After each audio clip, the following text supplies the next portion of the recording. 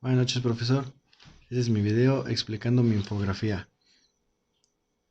Esta infografía la realicé el 8 de octubre del año en curso. Mi nombre es Roberto Leibro Múnez Espinosa. Mi infografía habla sobre vectores y fuerza, o vectores de la fuerza. Lo primero que puse en mi infografía es sobre los escalares y vectores. Nos dice que sobre escalares y vectores llega a haber muchas magnitudes físicas. Por ejemplo, la velocidad, en las que hay que especificar la dirección para poderlas describir completamente. Por ejemplo, si sabemos que el coche anterior o algún coche se movía hacia el norte, ya tenemos el problema desde antes o de antes.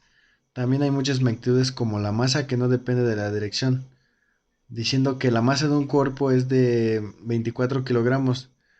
Describimos completamente esta magnitud. Son escalares las magnitudes que se describen como un valor y una unidad. Son vectoriales las magnitudes que se describen usando un valor, una unidad y una dirección. Esta es la explicación de cuáles son las escalares y cuáles son las vectoriales, que en cierta forma las dos son parte de las magnitudes. ¿Cómo son las operaciones vectoriales? Bueno, pues se pueden realizar con las siguientes operaciones. Suma de vectores, resta de vectores, multiplicación de vectores, producto de un vector por un escalar, un producto escalar, un producto vectorial o un producto mixto. El producto mixto incluye a las dos, tanto vectorial como escalar. La suma de fuerzas. Si las sumas de fuerzas llegan a tener la misma dirección, se suman sus módulos o se restan si su sentido es opuesto. La suma resultante representa el efecto combinado de todas las fuerzas y tiene su misma dirección. Si las fuerzas tienen diferentes direcciones, se sustituyen por sus proyecciones en los ejes.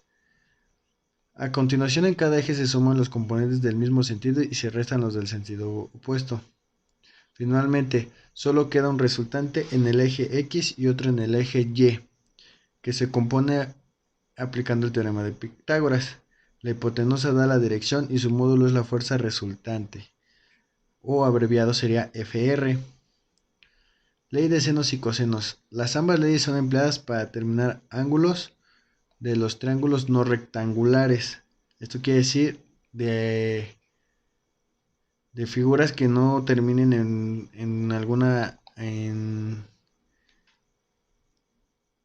con forma rectangular. La ley del coseno se emplea cuando conocemos más lados de la figura que sus ángulos internos. Esto quiere decir que cuando no tenemos todos los datos de los ángulos que tiene el triángulo, por así decir, de lado A o lado B, que se puede tomar así como ABC, de los tres lados, si no tenemos el ángulo que está entre A y C o A y B, etcétera. Por ejemplo, establece en el cuadro de uno de los lados del triángulo es igual a la suma de los cuadros de los otros dos menos el doble producto, ellos multiplicando por el coseno del ángulo que lo forma.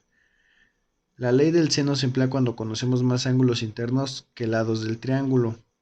Esto quiere decir que si tenemos un triángulo, por así decir, incompleto, lo que esto nos va a ayudar es a determinar su FR conociendo el seno o los ángulos que tiene.